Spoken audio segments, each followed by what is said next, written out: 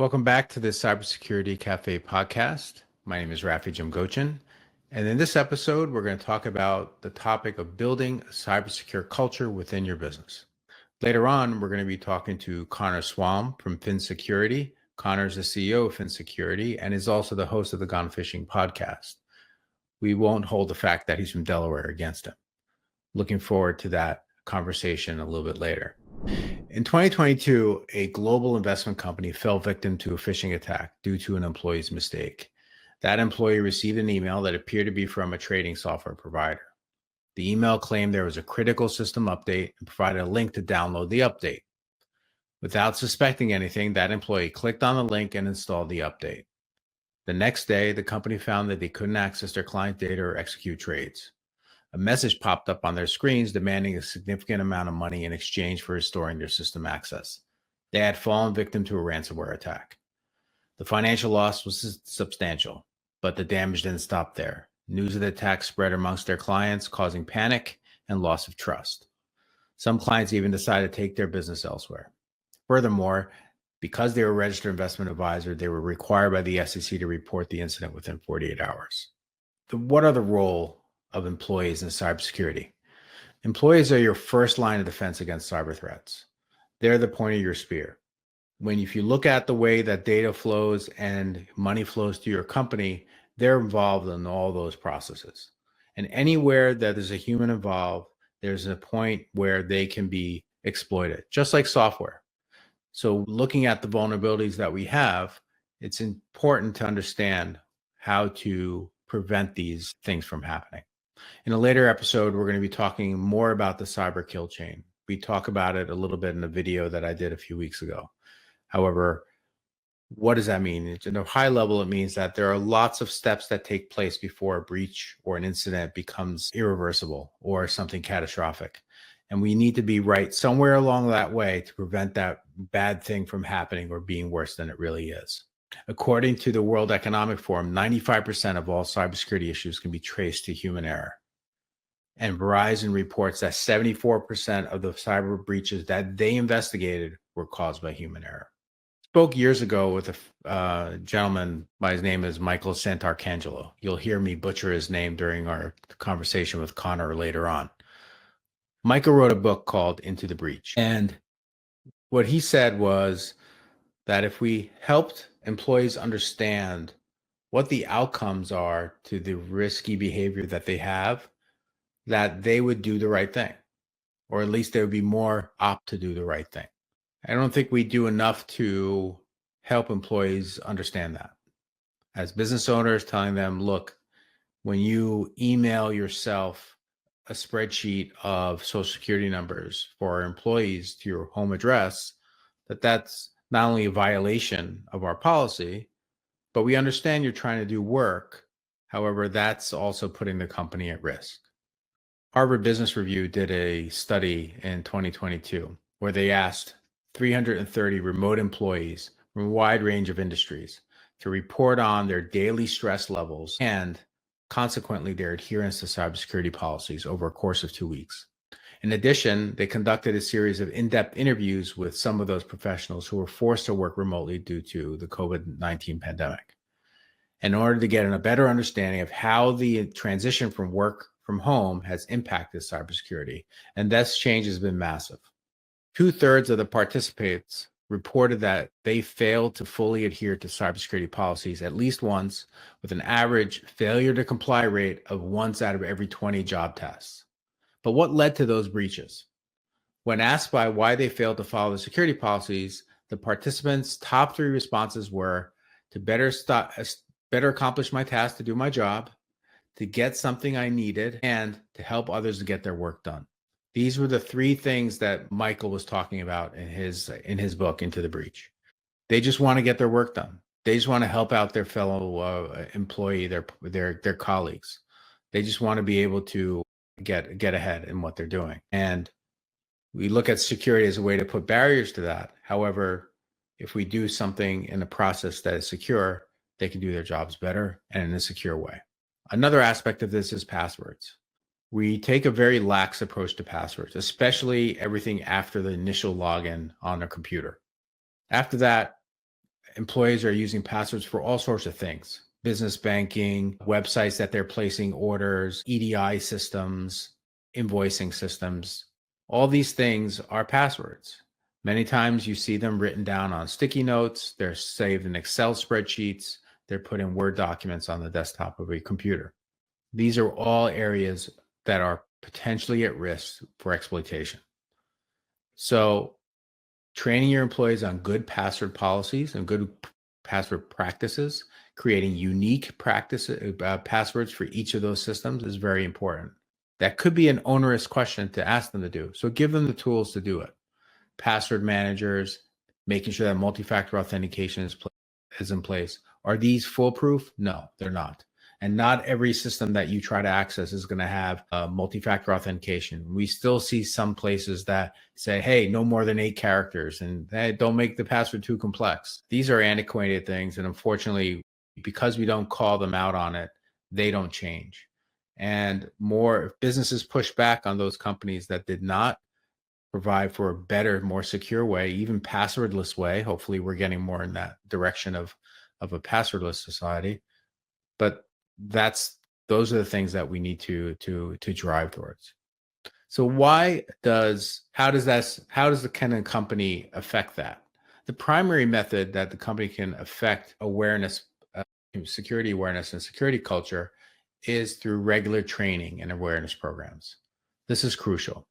These programs are anywhere. It could be somebody coming in and doing something one-on-one, live video sessions with Q&A.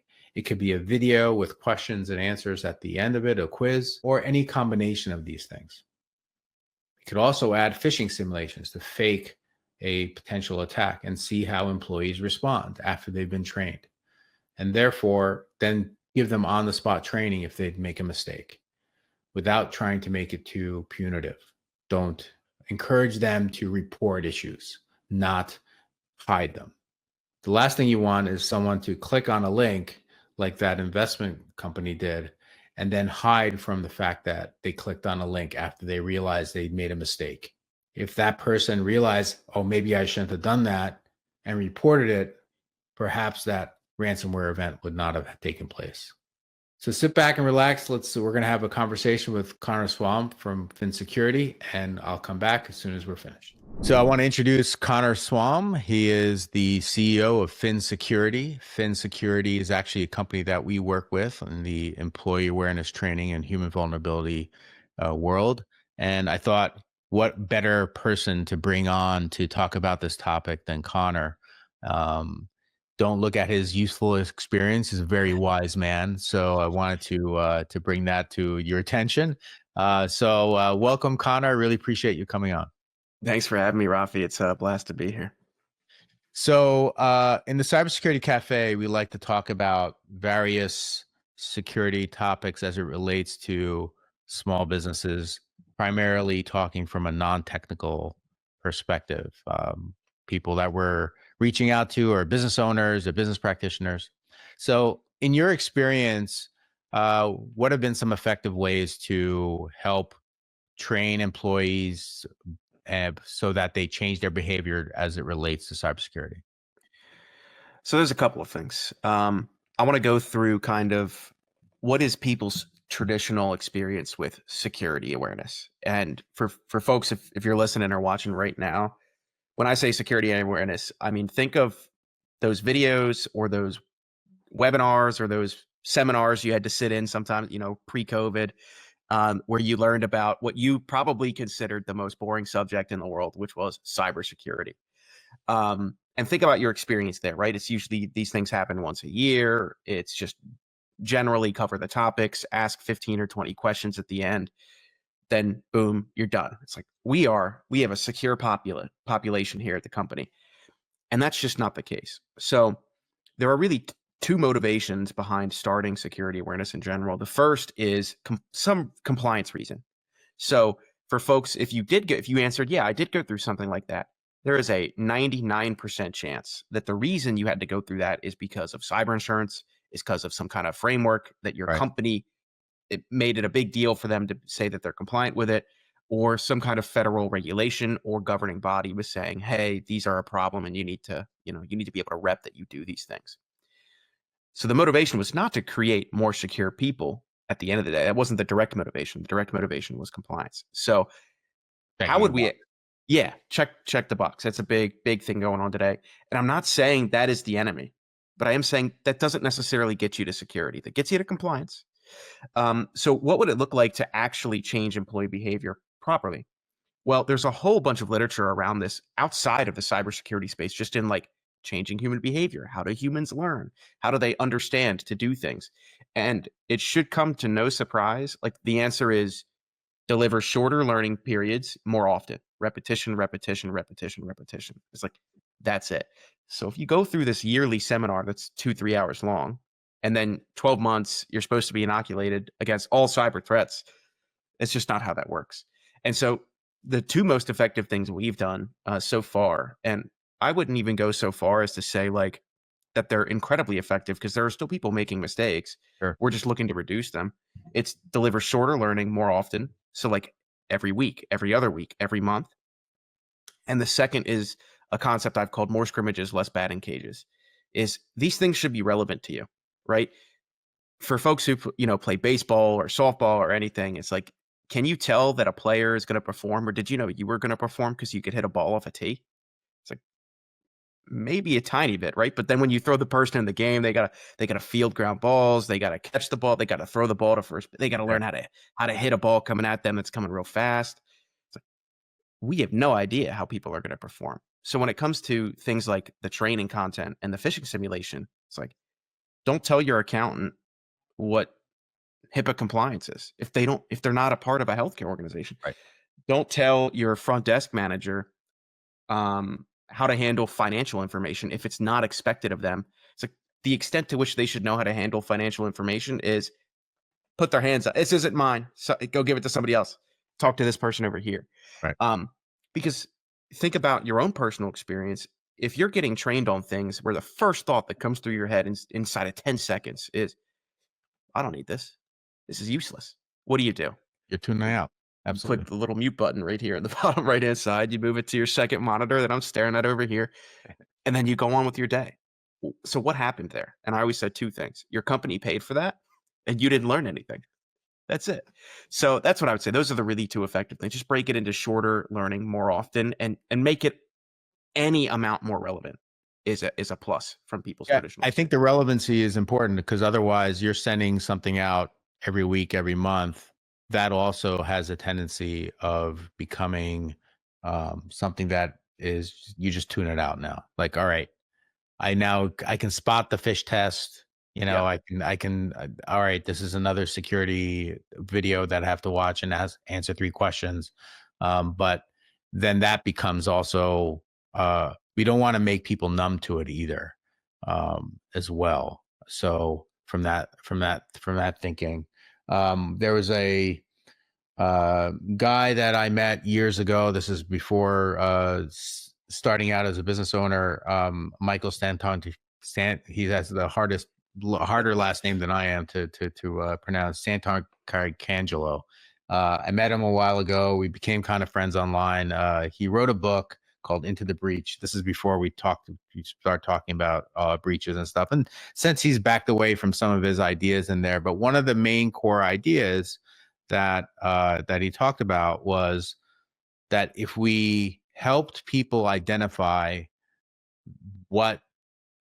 how they are putting themselves and their companies at risk, if they understand the true outcome of what a poor password is, or the fact that they're taking files and sending it to their personal email accounts, whatever the task is, if they understand what those risks are and they understand what the outcome is, they're more apt to not do that behavior. I think we have a tendency to say, hey, stop doing this. This is the policy, and we train on that policy, but really don't understand and don't explain what the real outcome is of that event. And his second corollary is that talk to people about protecting themselves, and if they can protect themselves, they'll help you protect your business as well. Yeah, I think both of those things are very accurate. Most people, I want to talk too about a mindset shift that happened with work from home coming about largely as a result of COVID lockdowns. We're coming out of it, but I really think work from home is here to stay. I think a lot of people really enjoy that freedom. So what should we do about it? Well, think about yourself. Maybe you're listening to this right now and you're at your own home, right? Maybe you're doing work and you're listening to this on your lunch break or whatever while you're doing some mindless tasks that you just need to get done. You feel more secure than you really are from a cybersecurity perspective. Just because you're at home doesn't mean there isn't the threat of risk, that there isn't the threat of you being targeted in some fashion. Largely, when you're targeted, it's just because it's convenient, not because you're actually targeted. And so there's this perspective that employees have that's largely, why should I care about this? I'm at my house in my pajamas. I'm not vulnerable at all. And if we could just expose to these people, actually, here are all the ways in which we all know that you're still vulnerable. We're taking all of that knowledge and we're trying to make it relevant to these people who do work from home, who don't have an understanding of cybersecurity threats. Like we just dealt with the Screen Connect issue Yeah. that's been going about literally within 24 hours. It was like, oh, we found this issue. Oh, this is really bad. You really need to do something about this. 99.999% of the population doesn't need to know, doesn't want to know, only to the extent of, hey, you're not going to be able to use this tool for a little bit. We'll tell you when you can use it again. Yeah. Right. That's it. So when we talk about training our employees, you talked about the idea of, all right, you're probably doing it because it's a requirement, it's a compliance issue. I think, what is your thoughts on trying to bring more of a culture of cybersecurity into a business? What can companies do to help improve that? Culture is the bedrock of your security program, whether you'd like to believe it or not. Um, I'll start this with an analogy that my lacrosse coach gave me in college. One day we're at practice, lacrosse coach asked me and the whole team, hey, raise your hand if you play defense. Of course, only the defenders raise their hand. He makes all of us run around the field over and over again until we pretty much puke. And then he comes back and he pulls us all in a huddle. He goes, hey, gentlemen, like raise your hand if you play defense. And at that point, everybody raises their hand. And he goes, great, you guys got it right. All of you play defense. You're on just different sides of the field. And while I may have hated my coach at that point, at that day, at that time, the lesson is really powerful and translates really well here to securities. Whether you'd like to believe it or not, whether you aren't a part of the security team or are a part of the security team, you're all on the same side and you all have a place in security. For your security team, it might be triaging alerts from your EDR or working with your MDR provider or being a part of a SOC. If you're the front desk manager at an office, it may be preventing people who don't have access to the building from coming in and seeing what's what. It's like both of those things are necessary Yeah. and incredibly valuable to create security. So what I've seen to help create a security culture is it has to start from the leadership, and that has to boil down into the security team itself, where it's not an us versus them. It's not a department of no. It's something I've heard a lot. Yeah. You'd have to slow down and take the time to say, hey, Mr. or Mrs. Employee, this is why we're making this decision. It's not because we hate you. It's not because we want to make your life more inconvenient. It's because this creates inherent insecurity for the company, and that's not acceptable for any of us. Should be unacceptable for you too. You have to take the time to explain it. You talked about work from home, and that's obviously changed a lot of our how we approach security, how we approach how the systems that we provide to our employees to use to connect to systems. That included a whole bunch of new threats to our businesses as well. The threat landscape is always changing, right? We're seeing it a day, daily, weekly, whatever. How should your employee side of the training, how much of that should disseminate to them? I think a lot of it. Most security is, I don't want to use the word common sense because it's not common to people outside of security. But it is simple. It's not using the newest fangled technology at all times to prevent the black swan events or the 0-day exploits. Those do happen and those do need to be taken care of. But most of the security risk in your business is your employees plugging in USBs they found in the parking lot, clicking on emails they shouldn't, downloading malware, somebody walking into the building or getting access who shouldn't have. It's like, those aren't super scary, threat, ominous overtone, 0-day threats. Those are just, oh yeah, I could do that. Um, and so this is what I would say. I would give talks to small business development centers all the time, or to their audience rather. And I'd recommend 5 things. I was like, listen, all these 5 things cost in total, if you want to buy the enterprise licenses, $30 a month for you to cover yourself. And it was all things such as use a password manager, stop writing them down, stop storing them in your email or on your laptop, use a password manager. And you can get enterprise password managers and give them to your employees. Second was use a VPN and deploy it properly. You may need a little bit of technical guidance there. Most VPNs today, especially the enterprise ones, you can deploy them with very little understanding of how they work. Maybe it'll be, you'll reach some snafus, but you'll get it done. The third was just a single process, right? It's a people process technology. That's all of security. What's the process? Anytime money leaves the bank account, anytime money enters the bank account, force that person to verify via 2 forms of communication. What I mean by that, call the vendor, drive to their office. If you usually work with a lot of local companies that are, putting in purchase order changes or bank account information changes, text them, call them, DM them on LinkedIn. It's like, just have that second form of communication and drill that process consistently. And the fourth was make sure you can recognize phishing emails. Social engineering is this huge topic. Phishing emails are the most common form of social engineering. And if you can recognize most of that as it comes across your inbox, you're way ahead. If you do those 4 things, like, you are light years ahead of most companies in terms of their security posture. So yeah. Yeah, I think when it comes to phishing specifically, the difficulty is uh, if people are becoming better at identifying this is something I should not be seeing, and then acting on it. Whether that's the kind of the fake CEO asking for gift cards, or like you said earlier, I'm getting a finance request to change um, somebody's account information for their payroll, but like, I'm not in HR, whatever. Why am I getting this? But I think the adversaries are also getting a little bit smarter too. They're targeting just those individuals. We put all that information out on LinkedIn about what our positions are. We work in accounting, we work in HR, and those tend to be the 2 biggest targets within the firms, at least that we deal with. And so, and I think specialty training for those people specifically to identify those things, right? HR, like when we do penetration tests, when we're doing a red team exercise that we're trying to break into a company, the number one person that we reach out to is the HR person. Why? Because they have to open every PDF that they get. They have to. They're going to get a resume from somebody. How do we, so part of that is, yes, training the employee to identify, could this be phishing? I don't know if they can tell from that kind of targeted attack. The second thing is that I think the security team actually has to have good solutions in place and a good way for them to be able to identify that. Yeah.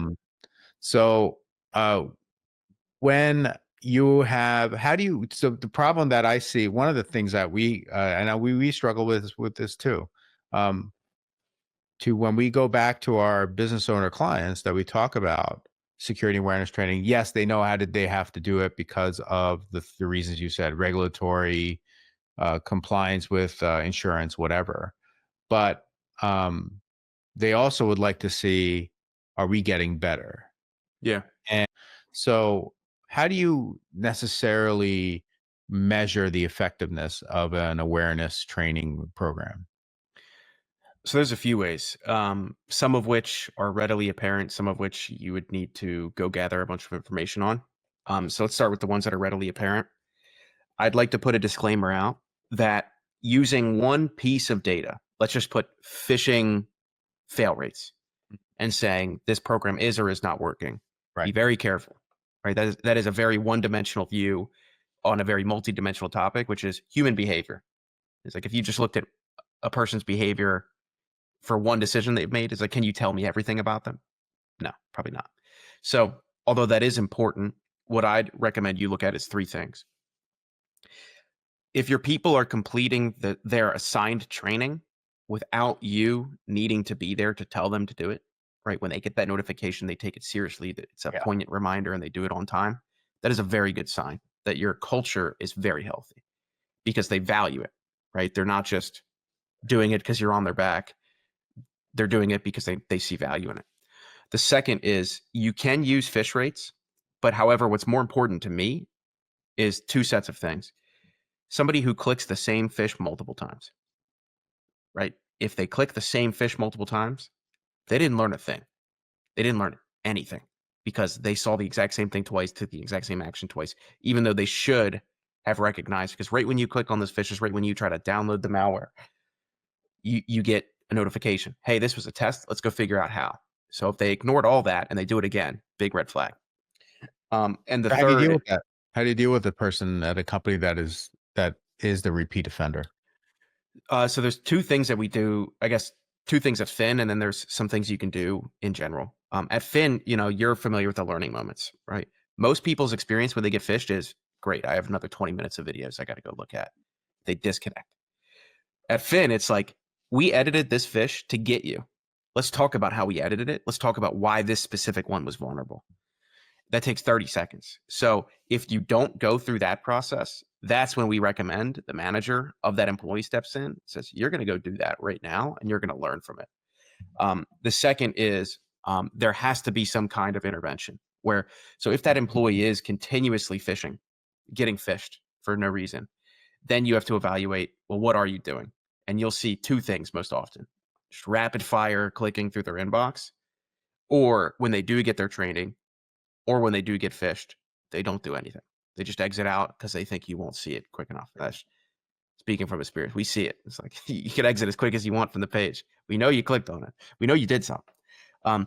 So both of those are just an example of a human stepping in and saying, hey, what's going on? Because very Right. clearly there's some disconnect. That employee's not valuing the training they're receiving. And as a result, they're not going to get any value out of it because they're not going through it. You see people saying like, all right, this person is, they essentially almost say you assign a risk score to that employee where you say, all right, this employee we know is riskier. So we're going to put him or her in a situation so that they put the company less at risk. So now we're looking at, I don't know, segmenting them off some way or scrutinizing it. They're not going to have access. They're going to have access to less critical things because of X, Y, and Z. And ultimately, I'm sure that potentially could learn to some sort of other sanction. But I don't like punitive damages. So it sounds like you don't either. You like, let's keep training them. Let's keep trying to show them the right way. But I think we fall down, those of us that provide these services, that we don't take that extra. This is a human thing. And we're not taking that human step to say, hey, what's going on here? Like, what Yeah, are you seeing and what are you expecting? And why do you keep clicking on this thing? And I don't know if anybody wants to take that responsibility on. they don't. And I always recommend, if you're like Rafi, do not go to the employees of your clients and start being the one trying to get them to do the training. No, It's like that's like your, doesn't if you work. have kids, it's like your kid going to mom behind dad's back Yeah. to get something that dad already said no to. Yeah. It's like there's a communication issue here that needs to be resolved. And Yeah. When we have so a client that actually reaches out to us to say, who's not taking the training? I ask us proactively, who hasn't done it? We need to report on it. Like who is, and they say, okay, so and so, and think invariably it will be, well, the CEO has missed 4 training yeah, sessions, and then this other person's done, but this other guy has done every single one of them. These other people have done every single one of them. She goes, fantastic. I can now. She's got a hammer even to the CEO to say, you got to take this. yeah, So it's having somebody. I think having an internal champion that is responsible and has the authority to force anybody to do it is also critically important to the overall culture, because obviously that now they're showing hey, this is important to us. We need to do this. Yeah, it's true. And your mention of don't get punitive, that is exactly right. Nobody likes getting punished.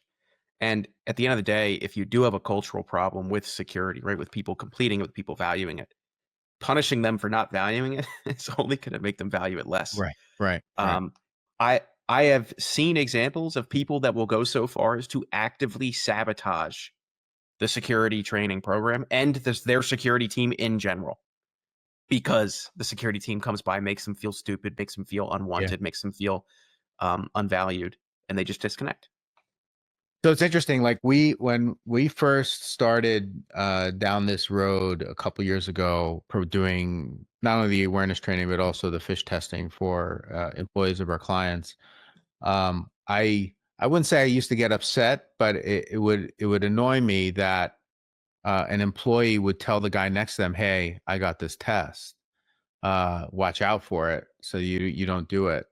But now, I actually like that behavior. I've Yeah. come to learn to like that behavior because it's this guy's not doing it in a bubble anymore. They're raising their hand in a way and saying, "Hey, I saw something. I'm telling you." It's the see something, say something, right? So I feel like that's, at least for us, that's the better outcome than them just saying, "Hey, I won," and then close it. That is true. You always want to incentivize employees to work with your security team when they think something suspicious. Like, two very easy examples. If somebody believes that a suspicious individual is in their office building doing something, you want to bring that up right away. Second is, my mouse is controlling itself on my computer screen. I have no idea what's going on.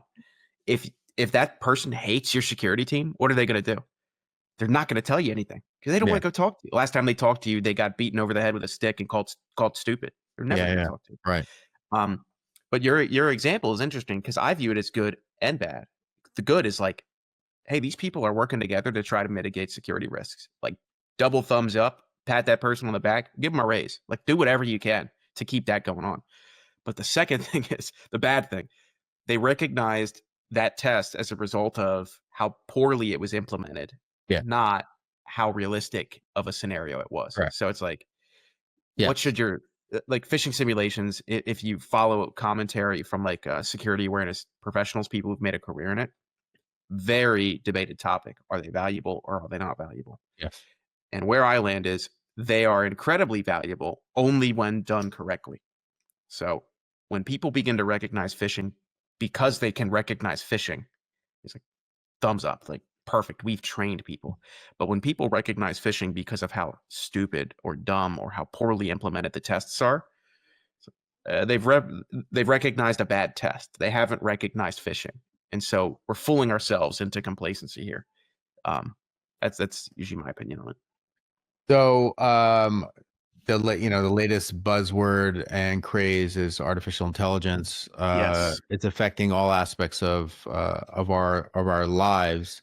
How has and how should we approach when it comes to either side of the equation when it comes to artificial intelligence? So I have the following beliefs, and this is something I've stated very publicly many times at this point, largely because it's somewhat controversial. Um, I do not think that AI will change the way most social engineering occurs. And I go through the following scenarios. There's two types of social engineering. There's the spray and pray, and then there's super targeted methods. So let's start with the spray and pray. What is that? Somebody somewhere scraped LinkedIn, bought a list of emails, found companies. You can do that without artificial intelligence right now. If I went to LinkedIn, use their free sales navigator that they'll give me for 14 days, and then use a free Zoom info account to scrape contact information and emails for those companies that I wanted to work on, I'd have a list of 1,000 businesses with 2,000 people to target by the end of tomorrow. Like, that's just how easy it is to get that Yeah. information. Yeah. So what is going to change in the spray and pray method? Well, you're no longer going to be able to detect phishing emails because of poor grammar syntax, specifically English, right? People who don't speak English as a first language, the finer points of English grammar, because it's horrible, are very hard to get right all the time. I think those days are gone, right? I think now And I've actually seen examples of this where employees recognize phishing because of how perfect the grammar is. And their statement is, nobody talks like this. Nobody writes like this. What the hell's going on? So I think if anything in the spray and pray method, you're not going to be able to detect phishing because of the grammar. You're going to have to detect it because of the context, because of the content, whatever it is. Or the action that's required of it or whatever. Yeah. And we're already largely doing that. Like people who are even working at companies where English isn't their first language, grammar was never something that cued them off anyway. It's like, Right. because it was how they're used to communicating. So I don't see that as introducing more risk. Let's talk about the super targeted. So what is it? It's called spear phishing, but I hate just creating brand new terms and then having them used. So when you hear people say spear phishing, they found your company for some reason or another. They then found And people what that spear phishing is. they found people that they wanted to target at that company. Maybe they got some information from Facebook or other online sources to figure out what social media you do. If you have kids, if you don't have kids, are you married? Are you not married? What are your friends? They get all of this incredible in-depth information about you and your personal life. And then they craft very specific communications to get you to do something, not to get a random person with a random context to do something. They want you to do something. Some examples I've seen of this, very easy to point out, that a financial controller at a company who's responsible for yang or naying the paying of invoices is used to getting an invoice request on the 5th of every month for a specific vendor. Mhm. Someone did enough research to know that that was happening. On the 4th of that month, they sent a request to that person from a typo squatted domain. So typo squat is like change one letter in the domain and it looks like it's from the company. From the person, but they pretended to be the person at that fake company that they're used to getting invoice changes from. Well, and that financial controller just immediately blew past that it was because it looks incredibly believable. Right. $30,000 went out the door the next day. Yeah. We've Um, seen it too. yeah, that's spear phishing. And so, how is AI going to change that? Well, maybe it makes the information gathering process a tiny bit faster. Maybe you can find a way to target companies more accurately, but I don't really think so. Because largely, the companies you're targeting are large enough that the employees don't talk to each other all the time, so they can't, verify, like you had given that one example, that this is actually phishing. So I just don't see that changing. I see the human a human somewhere around the world put in that an incredible amount of effort to steal your money. I don't think AI is going to change that. I think they're going to still continue putting in that effort. In the spray and pray, grammar's not going to be the thing you're going to detect it with anymore. So it's like I don't believe those fundamentally change the way humans are going to be vulnerable. I think it's just more of the same. What about the other side of the equation, the defending side? Do you see AI play a role in helping identify like sentiment of a message that says like, hey, this is something that potentially can put you at risk and flag it as such? I think it can. And I'll start quoting Josh. Well, Josh, but my CTO, my co-founder, one of my best friends. He came from a Navy-backed startup that did malware analysis using machine learning. So he's like down to the nitty-gritty of building machine learning models before they were widely available to the public, like 6 years ago, 5 years ago.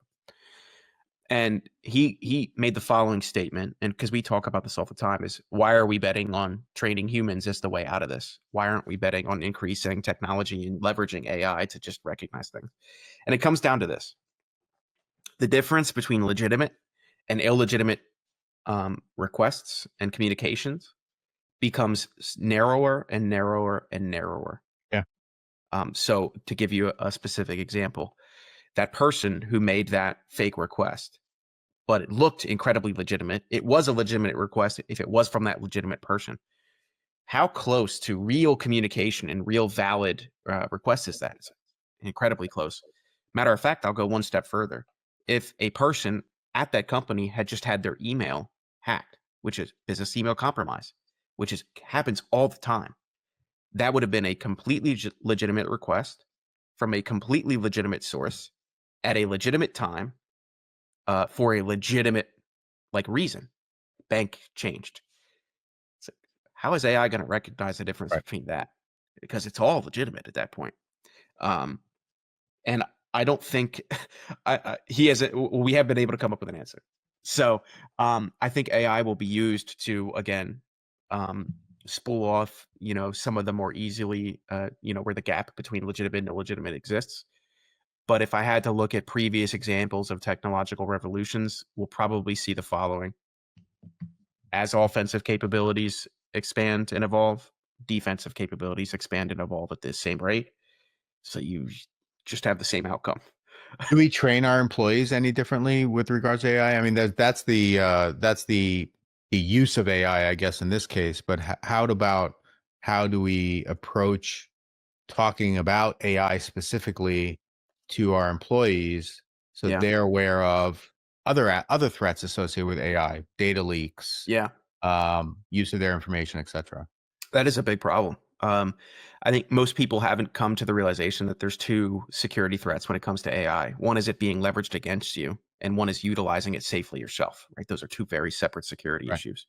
So on the utilizing it yourself point, I talked with a buddy of mine, Jimmy Hatzel. He actually just started an AI company. And we had a conversation about this, is using technology exists to make employees' lives easier.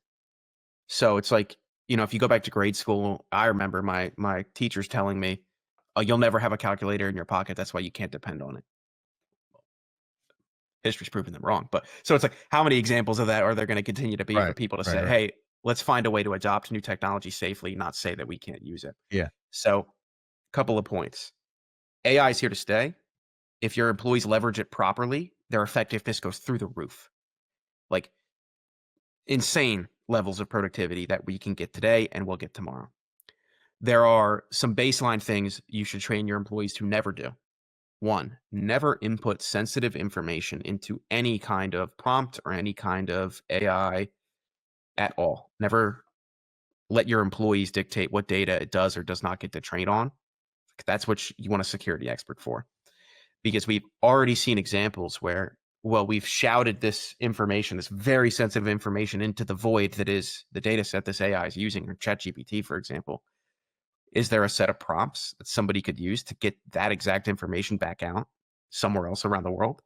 The answer is probably not, but who knows? It's like, It's like, let's say you're putting social security numbers. It's like, I don't want to bet my social security on probably not. It's like, no. Don't use that. Yeah. And so I think all of the education that needs to exist today for using AI safely is you need to be very careful with what you're putting into it. That's it. So, last question for you. What are you drinking? What kind of coffee is that? I am drinking coffee that Mary, actually, Mary, my director of partner experience, sent me because I told her I really like dark coffees. It's called Firehouse Coffee or something like that. Okay. But here's a change I've made. All right. I noticed that I drink a full pot. I drink 12 cups every morning. I fill the thing up to the 12. I brew the whole pot. I drink the whole pot. I That's know why you I do the like same. Connor. Yeah, I know you do the same. And I drink it just like I drink mine completely black most days. If I'm out and I'm getting the swill of the masses, I'll put a little cream and sugar in there to take the edge off. But when I home brew, it's good enough. And I started making half calf coffee. So I'll put in half the dark caffeinated, and then right now I have Dunkin' decaf because it doesn't taste as chemically, but small batch coffees that have a really good decaffeination process, those still taste incredibly good. Instantly, I noticed a change in my sleep quality. Really? Instantly. Yeah. So, Very cool. so that's what I'm drinking. Half calf, dark roast coffee. Nice. Very nice. Well, Connor, I really appreciate your time. Thank you for sitting down with us and talking through your experiences around human vulnerability. No, thanks for having me. Dude, if you ever have any questions again, I'm always happy to chat with you. If your folks listening, if your clients employees have questions, that is where I've learned the most information, is actually talking to the people on the front lines whose behaviors we would really like to see change and who we need to bring into the fold. So happy to do that at any time. That's awesome. Well, thank you, Connor, for taking the time to sit with us. I really appreciate it. As a young guy he is definitely wise beyond his years, and he's done a fantastic impact to my industry in helping companies like ours provide security awareness programs. But just like that, any one of those solutions is not the full thing. It's not, you're not just buying security awareness and you're sending it out to your employees. you have to incorporate this part of as a full culture and making sure that it comes down from the top, just like Connor said. So regular training awareness programs are crucial for maintaining cybersecurity. We talked about the reason for because of human error, the significance of human error when it comes to cyber breaches. Regular training helps employees understand their risks and learn how to avoid common mistakes. The threat landscape is always changing. Threats are constantly evolving. What was considered secure a year ago is not secure today, and probably in a year from now won't be secure either. Regular training ensures that employees are up to date on the latest threats and security best practices. And unfortunately, annual training, walking into a conference room, hearing a boring speech, drinking cold coffee, that's not going to be the way to get compliance either. Speaking of compliance, regulations, many times industries have regulations that require business to supply training to their employees. We talked about the insurance requiring it many times. If you don't have insurance in place, if you want to get cyber insurance in place, and I recommend you do, regular training makes sure that businesses stay compliant with that. And then ultimately, this tied together is the process of building a security culture. Regular training helps foster a culture of security within the organization. When employees are regularly trained, they're more likely to take cybersecurity seriously and make it part of their daily routine. Thank you for joining me again on the second episode of the Cybersecurity Cafe. I look forward to seeing you next time. Be safe.